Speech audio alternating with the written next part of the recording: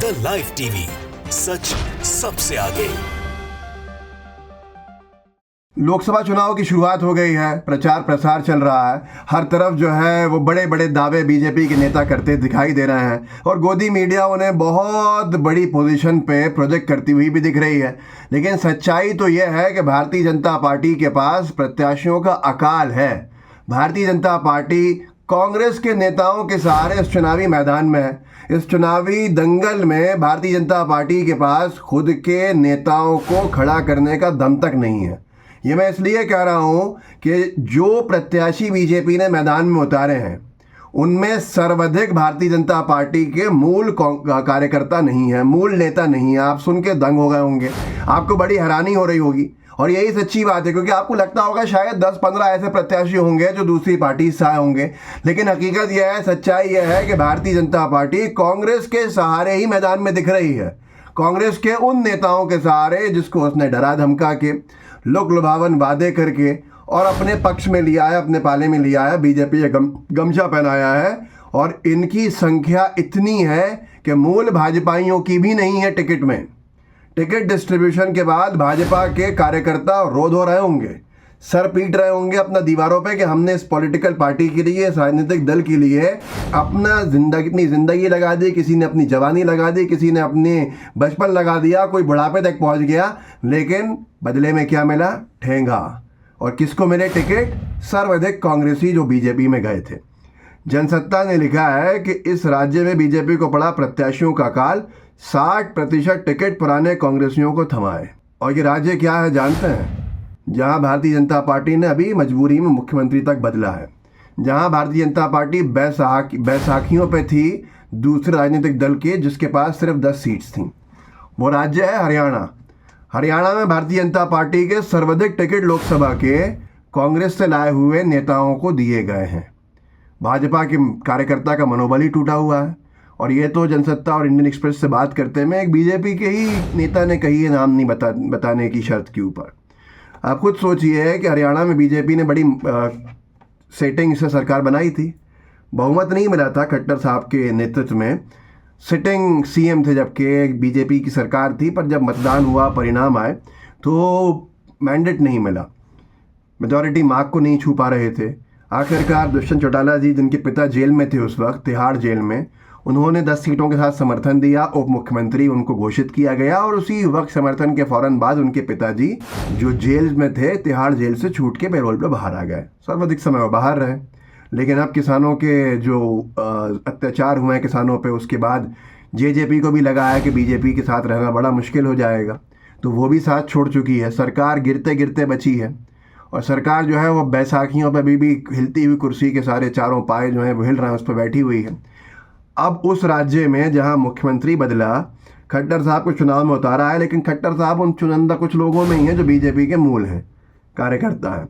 आप खुद सोचिए कि नवीन जिंदल साहब भी कांग्रेस के बड़े नेता। नवीन जिंदल साहब पे बीजेपी ने ईडी में केसेस करवाए हुए हैं बीजेपी की सरकार के राज में। नवीन जिंदल साहब के ऊपर कोयला घोटाले का केस किया हुआ है बीजेपी की सरकार ने। नवीन जिंदल साहब के ऊपर मनी लॉन्ड्रिंग का केस लगाया हुआ है बीजेपी की सरकार ने।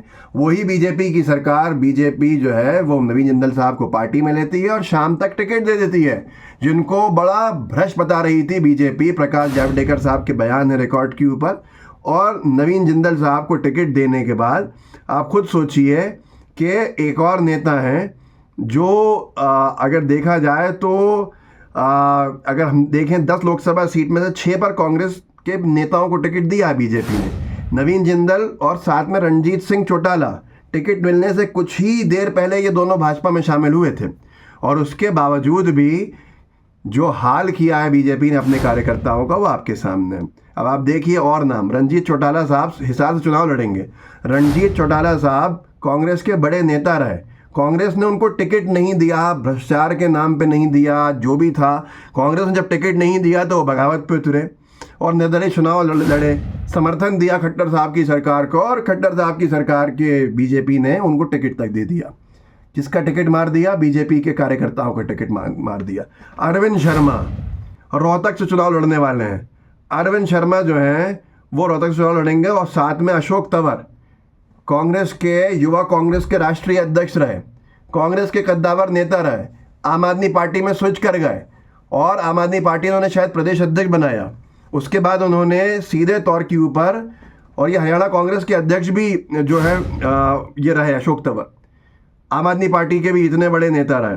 आम आदमी पार्टी से इस्तीफा दिया, कांग्रेस उससे पहले इस्तीफा दिया था, बीजेपी में गया, टिकट मिल गया। ये हाल है भारतीय जनता पार्टी का। कांग्रेसी अरविंद शर्मा, बीजेपी ने रोहतक से उनको फिर चुनाव मैदान में उतार दिया।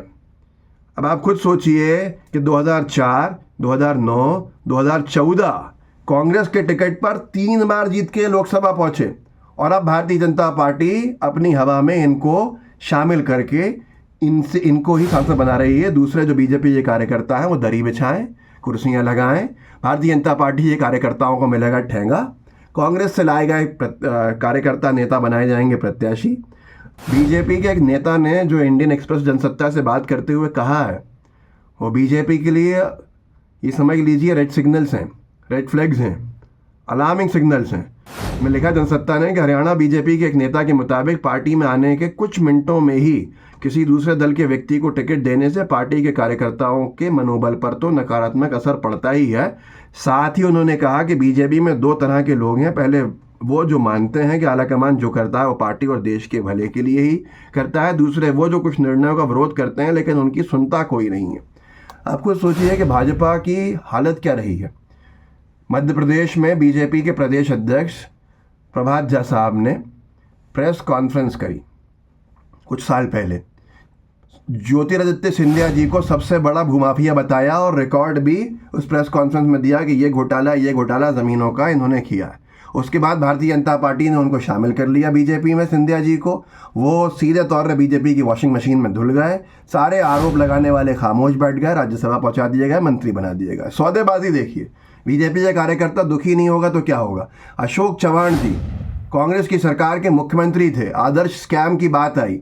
आदर्श स्कैम में बीजेपी की सरकार में मोदी जी ने कहा ये फ्लैट चोर हैं क्योंकि इन्होंने सेना की जो बेवा महिला हैं, विडोज हैं, उनके हक को मारा है।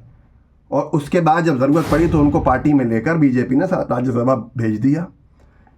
ये हाल है भारतीय जनता पार्टी का, और ऐसे अनेक उदाहरण मौजूद हैं। लेकिन बीजेपी आज सत्ता में है, गोदी मीडिया का गठबंधन है, जो चाहे कहे, जो चाहे सुनाए, सबको सुनना है। बीजेपी के कार्यकर्ता उफ नहीं कर सकते हैं। लेकिन हकीकत यह है कि राज्यों में इतनी ख़राब हालत है कि बीजेपी के पास नेता नहीं है। तो इस वीडियो को आगे बढ़ाइएगा, लोगों को जागरूक ज़रूर कीजिएगा। व्हाट्सएप ग्रुप्स होंगे, उनमें शेयर कीजिएगा। जय हिंद, जय भारत।